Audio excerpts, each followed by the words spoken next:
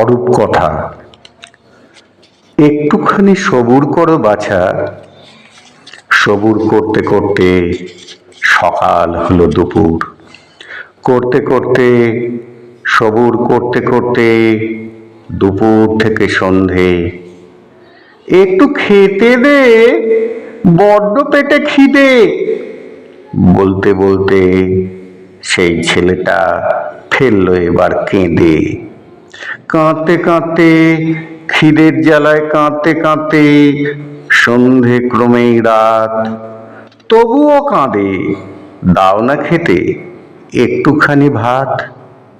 কাঁদতে কাঁদতে কাঁদতে কাঁদতে কান্না গেল থেমে, দু চোখ জুড়ে ঘুম এলো তার নেমে। এমনি করে হারাধনের 9টি ছেলে মলো। দশম বলে, উপসী কে আছো ঘরে, আমার সাথে চলো। ডাক শুনে সব বাইরে ছুটে এলো।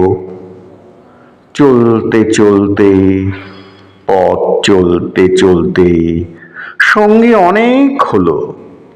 চলতে চলতে পথ চলতে চলতে কেউ বা হলো ক্লান্ত, কেউ বা বলে আর পারিনে, একটুখানি থামতো।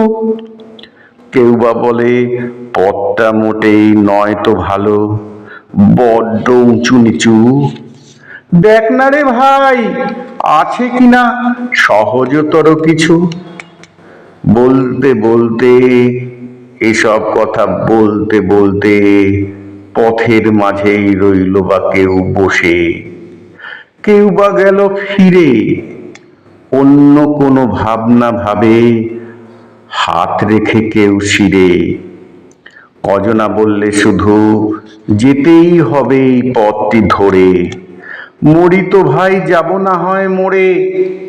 পথ চলতে চলতে, অনেক পথ চলতে চলতে, হাট পেরিয়ে মাঠ পেরিয়ে পাহাড় নগর নদ পেরিয়ে হারাধনের ছেলে দেখতে হঠাৎ পেলে ফিসফিসিয়ে কইছে কথা, ভূতের মতন অন্ধকারে কারা।